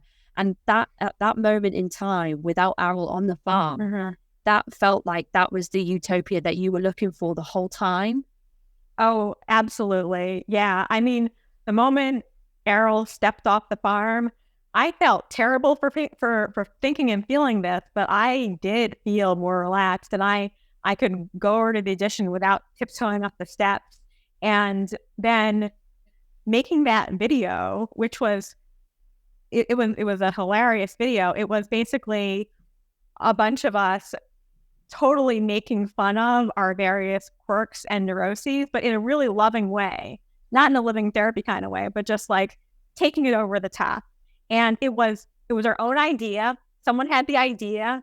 Other people were like, yeah, let's do it. And we had lots of skills. There were people who knew how to work video cameras and do costumes and sets and music and all kinds of stuff. So we all just threw in however we could. It was totally spontaneous. The decision to do that, and it was great fun to make the video, and yeah, it was so fun. And I feel like also the subject matter of the video about our individual quirks, which were kind of also what made us lovable. It was this experience of accepting and celebrating each other for who we were, and it was an experience of love made manifest. That definitely came across in that part of the book. It was like a very heartwarming moment. I don't know if you did this on purpose, but I always felt like there was impending doom when I was reading the book. It always just felt like I was there with you, and I was like, I had like clenched butt cheeks the whole time, that kind of like, you're reading it and you're like, oh no, and you're like, some parts of it are awkward, some parts of it are like scary. So yeah, it was just, I don't know if you did that on purpose, but I did try to make it a cliffhanger, and I absolutely wanted the reader to feel like you are here with me, beat by beat. You are going through what I am going through. Yep, absolutely. That came across, and I was reading it well into the night, thinking I need to get some sleep. I also need to know I can't sleep with this level of stress. I just have to get to the end of this chapter. That's exactly what I wanted to happen, because I've had that experience with memoirs that I've read. I stay up way too late because I have to make sure this protagonist gets out of this horrible predicament. So that was like my favorite reading report ever. There was a couple of moments of group meetings between just the women on the farm. It was a lot to do with you all checking if you were sort of within your fertile window. Well, I guess how I thought of it was more like the tribe was going to penetrate you before your lover did, in the sense that you had to get this speculum inserted inside you to be checked for fertility before you could. Seemed like quite a nice experience to be able to sit down with the women and just have sort of that girl time, so to speak, of just kind of being pally with the girls on the farm and having that time like away from the men, and just that's kind of death culture-y though, I think. I don't know. I think there were definitely good things about that. I mean, the group specking scene where all the women got together that was pretty rare. That happened only periodically. Usually when I was getting spec, it would just be me and whoever else was also having a date that night. But yeah, it was fun to be with all the women, and it's just us women, and we're talking about sex, and we have our pants off, and we're looking at our cervixes and all this stuff. Yeah. And then there's the moment where you are sort of initiated into the farm, where you have sort of almost like a ritual. Right. And I was wondering if you could talk us through what that looked like. Yeah, so this was December 31st, 1999, right around midnight. This was the eve of Y2K. And really, nobody knew it was going to happen. Like, maybe there was going to be a catastrophe in the financial system. We didn't know. So we had this ritual. We prepared for this for weeks in advance. And I know this because we had to memorize this 3-part vow. And we spent weeks memorizing it and practicing it with each other. So the ritual took place in the dance studio. We were all dressed in like dark colors, like navy blue, dark purple, black. That was the dress code. We were all standing in a ring around this room. Swan was at the center. We took turns going to the center of the room with her and repeating this 3-part vow.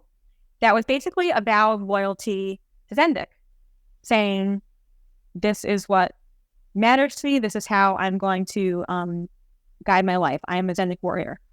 So we each said the vow, and after it was complete, Swan put a necklace around our necks. The necklaces were handmade. Each one had a copper and brass circle Z on it. And from that moment on, pretty much all the time, all of us wore these circle Z necklaces. And that was our mark. That was our signal to the world, like, we are Zendiks.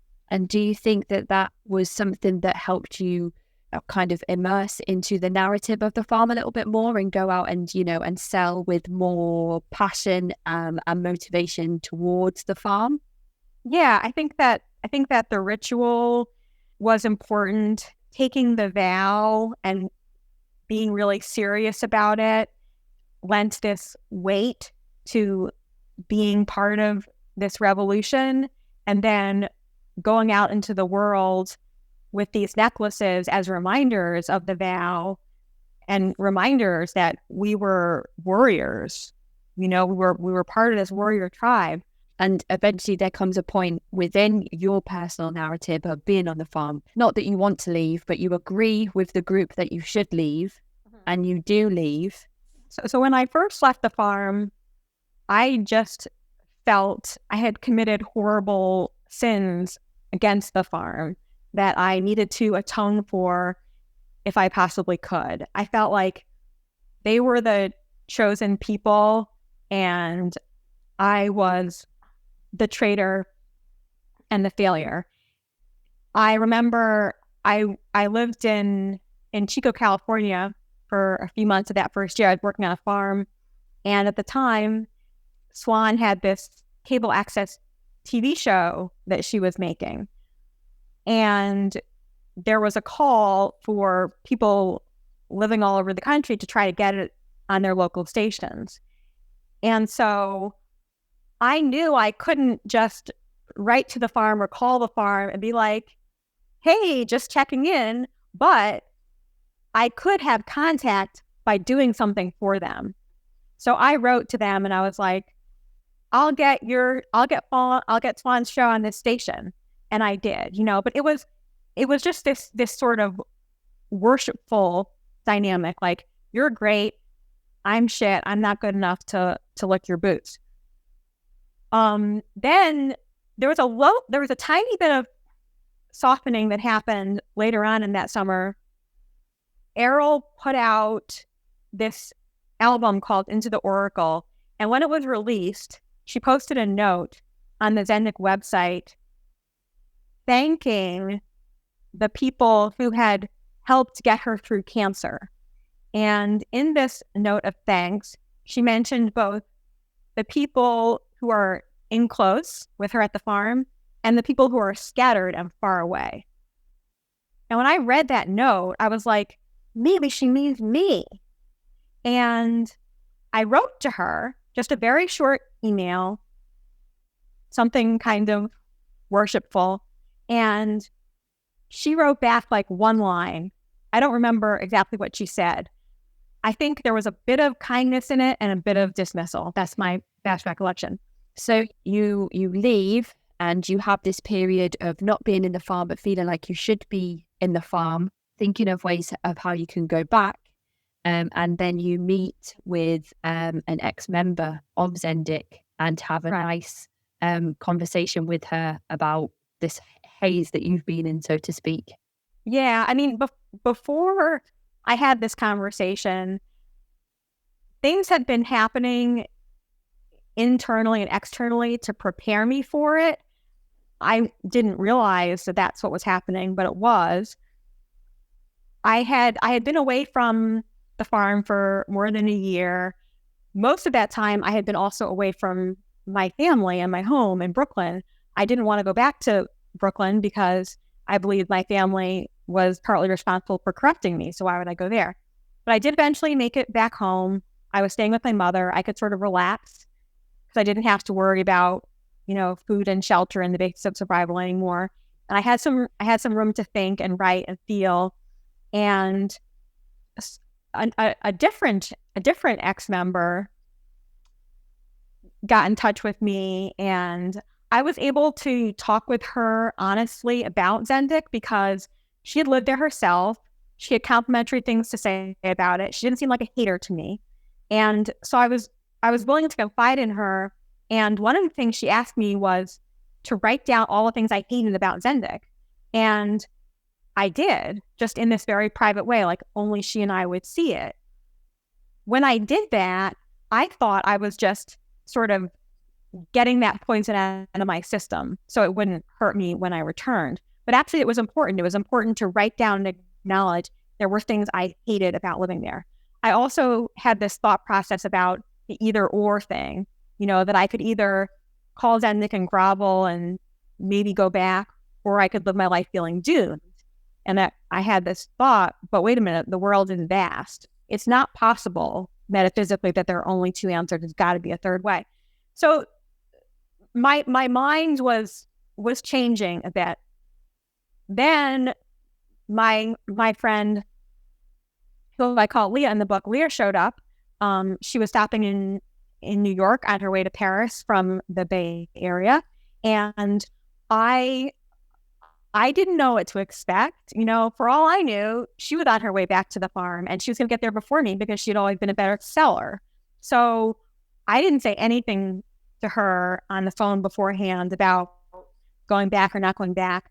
But of course, that was the number one question on my mind. What was she going to do? We were in the same predicament. What was she going to do? And she said, no, I am never going back. We're not fucked up people. That was a fucked up place. And I was like, whoa, really? You're allowed to think that? I kind of think that too. And so then we had this watershed conversation in which we sort of retold the story of our time at Zendik in significant detail from the perspective of, yeah, it was a screwed up place, which is not to say that either of us is a perfect human being, but that was absolutely necessary at that point to totally recast experience. And then she told me about the book, Combating Cult Mind Control, which her father recommended to her. And so I immediately went and found the book and read it and learned about the cult pattern.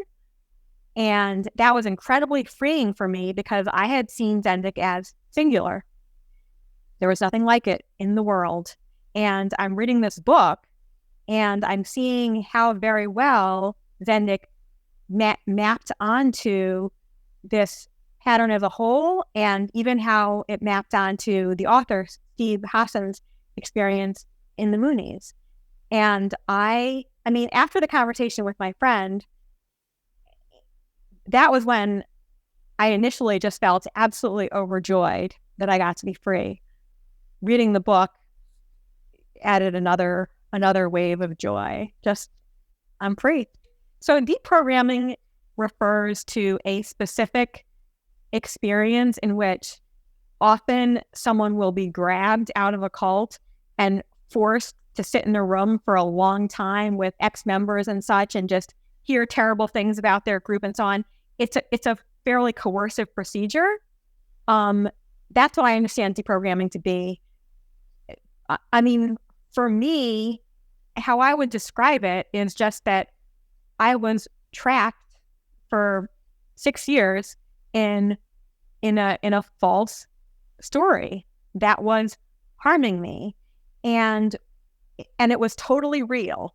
It was an illusion, but to me, it was absolutely real. And this experience of having this conversation with my friend and reading this book just cracked open that story trap and allowed me to step out. And as the months passed, I did have moments of doubt just in my body. Like, rationally, I didn't go back to thinking that Zendik was a world-saving revolution, but I just had moments of feeling like, once again, that I was a traitor and that I had done something wrong, and that there was this group of people in West Virginia, the farmers of West Virginia by then, there was this group of people somewhere who were just hating me. So it was certainly a process to extract myself, and there were also stages of the process. There was a period of intense anger, at Errol and the whole experience, which I think was very healthy and useful for me to express my anger in public, because it made room for other people who had lived at the farm to maybe feel some of those same things that they had been suppressing. And, and then over time, over the next many years, I was able to kind of compost the experience and turn it into a source of fertility and just keep on turning that pile. And now it's not that I never have difficult feelings about Zendik, but I rarely do. And mostly I just feel that it was a really valuable experience, not in and of itself, but because of what I made of it. If I had left the farm and stayed frozen as that person who thought I was an asshole and a traitor, that would not have been fertile.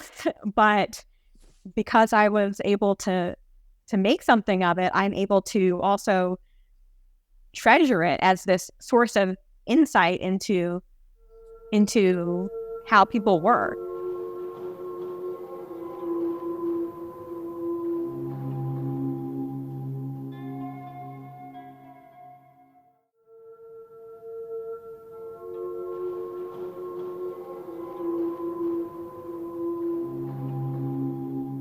Absolutely. And it seems as though, you're obviously an incredibly intelligent woman with a very strong will, and you've managed to come out of this experience and kind of flip it to almost be able to look at it positively, which is absolutely incredible.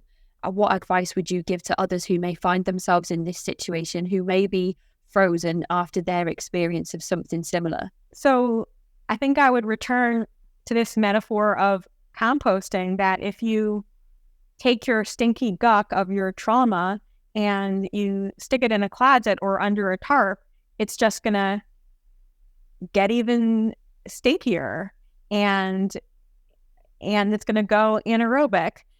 But if you're simply willing to look at what happened to you, to tell your story as a person who is not any longer in the grips of that group, simply telling the story will start a healing process. And you can do that by writing it down. And if you do that, then you can promise yourself that no one is ever going to see what you've written. You could also do it by talking to someone you trust. For me, the first people I trusted were people who had shared that experience with me. I didn't trust people who had never lived at Zendik because I had learned that, death culture people just wanted to rip Zendik down to avoid responsibility for doing anything about the state of the world themselves. So, I would say find someone you trust to talk to about this. If you can't find someone you trust, write about it, but also give yourself some credit, because part of what it takes to enter a cult is a willingness to try something different. And sure, that thing might turn out to be corrupt and harmful, but you didn't know that when you started out. You went in there probably wanting to change the world or have a better life or be of service or something. So give yourself credit for that, and don't be ashamed. So just before we wrap up, I just wanted to ask you how you think this COVID-19 may be affecting people in the world. So do you think that the virus is going to be allowing charismatic people to entice members into groups, or do you think that it's actually because of the lockdown around the world giving people some cognitive dissonance to take a step back from maybe some of these groups and have some independent thought? It might depend on the nature of the group. I have heard and read that there are plenty of cults these days that do most of their work over the internet. And in that situation, maybe you're sitting at home and watching even more Teal Swan YouTube videos and getting deeper in. If your group depends on in-person contact and you live communally, well, you're even more isolated with those people who are part of your group because they're the equivalent of your family unit, the people who you're quarantining with. Those and if it's a group that depends on in-person contact, but people live in a more scattered way, then maybe you can't see each other, or maybe your leader is like, this is all a fake, and we're going to defy this and get together anyway. So those are some thoughts on the logistics of it. I mean,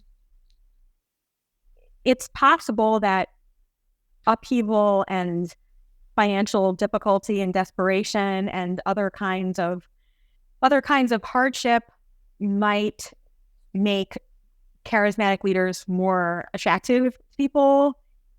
Also, there is the factor of transition. Just being in the words of one of my favorite authors, Charles Eisenstein, being in a space between stories in a time of great uncertainty and just wanting another story to step into. Some people might take an easy out in that way. Why did Errol have a whale tattooed on her face? Why a whale tattooed on her face? I don't know. A lot of Zendiks had tattoos. Tattooing was a big thing. It was just such a weird place to have and a whale as well. I thought it was a teardrop at first, and then I read your book and I was like, oh. Yeah. I mean, I think the there's probably something about the blue whale and something that's special about it. But I think having it on her face might have been just a way of signaling, like, I don't give a fuck what you people think of me. I got a tattoo on my face. Like, like if you have a tattoo on your neck or your ankle, well, you can hide it. And that's like the most out front place to have a tattoo. But I don't, I'm sure somebody knows, but I don't know why it was a whale. So despite the spiritual and emotional trauma that you experienced during your time at Zendik, you're now happily married and you are in a positive situation. Absolutely. Yes. And it's kind of ironic because part of what kept me at Zendik was my belief that it was the only place on the planet where I could have a lasting, honest relationship with a man. And the opposite was true. It was actually the place where it was impossible for that to happen. Nonetheless, that was absolutely a true desire for me. That's something I've wanted, for a long, long time. And I did end up finding my mate, and we are sticking together.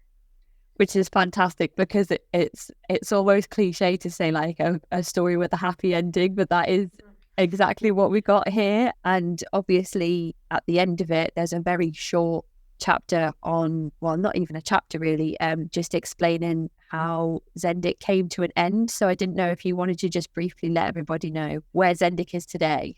Yeah. So the farm moved to Marlinton, West Virginia in 2004, shortly before I left, to a place that was, well, in a sense, it was even more isolated than the place in North Carolina, just because people might come visit the farm in North Carolina because they were passing through Asheville or something, but no one was going to go to the farm in West Virginia unless that was their purpose. Also, in the farm in West Virginia, there was one big house that everyone was living in, so there was sort of just less breathing room.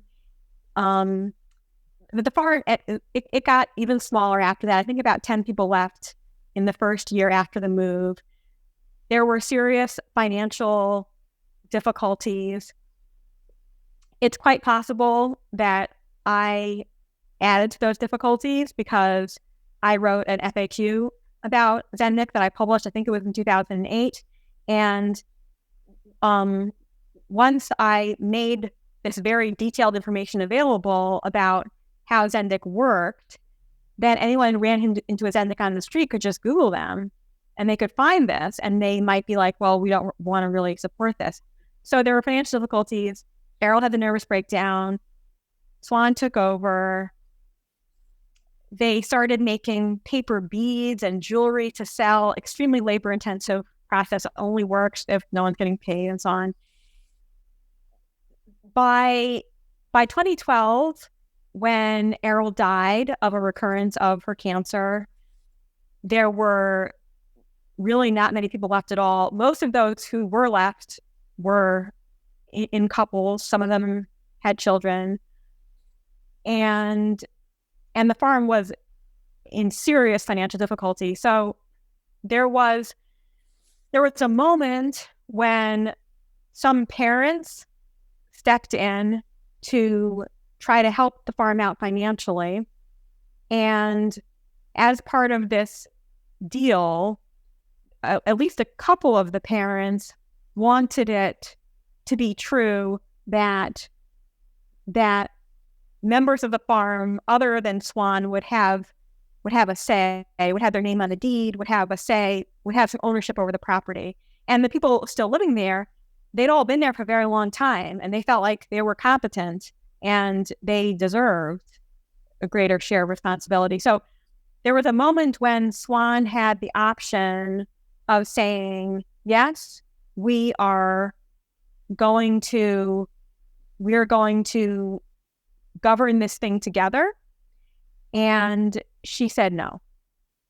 And this is all hearsay. It's what I heard from people who were there. I certainly wasn't there.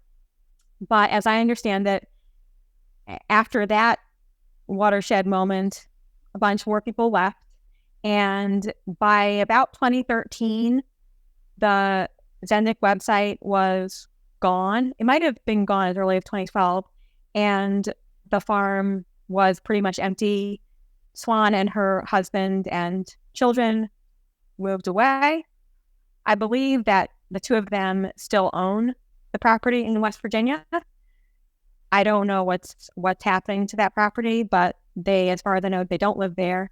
So the property is there.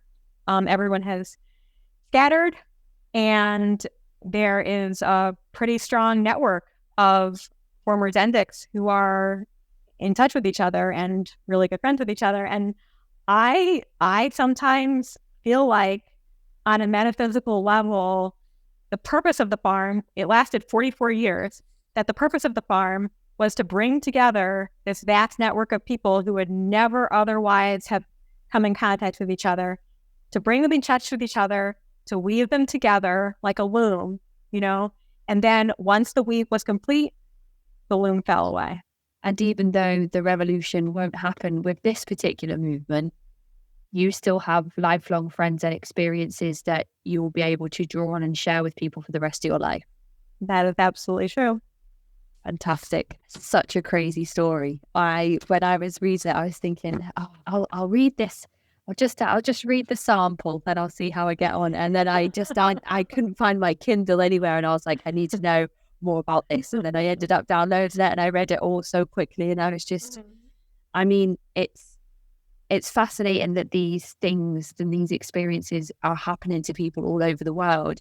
And I'm almost curious how many people have had similar experiences, but it will never be documented, and people will never know. Yeah, I mean, there are so many people who have been in cults but don't know it, like just don't call it that because they've never encountered the pattern, or have been in a cult but like don't want to tell anybody. It's like so rare that you're having a conversation. It's like, yeah, I was in a cult. This thought occurred to me when you were asking what I would say to someone who had just left the cult.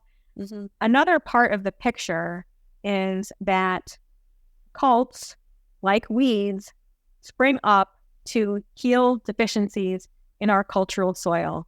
If we all had all the meaning and purpose and belonging that we needed, cults would have no way to enter people's lives. And it's, of course, the cults don't usually end up delivering the meaning, purpose, belonging, etc. They simply pretend to deliver it. But again, in a truly healthy culture, they just wouldn't be able to gain a foothold. So I think that we can learn a lot about what's missing from the broader culture by looking at what the cults are promising people. And that's related to what I would say to someone leaving a cult, in the sense that I would say, you were attempting to meet real, true, valid desires by entering that group. Those desires, those needs are important. They are worth trying to meet. So I will let you go and enjoy the rest of your day, especially considering that you're going to try and be as far away from technology as you can on the weekend. And I'm just stay in front of your screen. So thank you so much for taking the time to speak with me today. I feel like I've learned a lot, and I feel like there were a few things that I had misconceptions around, and you've really helped me to clear those things up as well. It's really handy for me to be able to get the experience and make sure that I'm approaching the subject as sensitively as possible. And I know that these things can't be easy for people to relive and talk about. So I really do appreciate you being so candid and taking the time to talk through everything with me. Anybody who would like to go and read Helen's book, I highly, highly recommend it. It is one of the most intriguing things that I have read, and it was a page turner. It was completely compelling.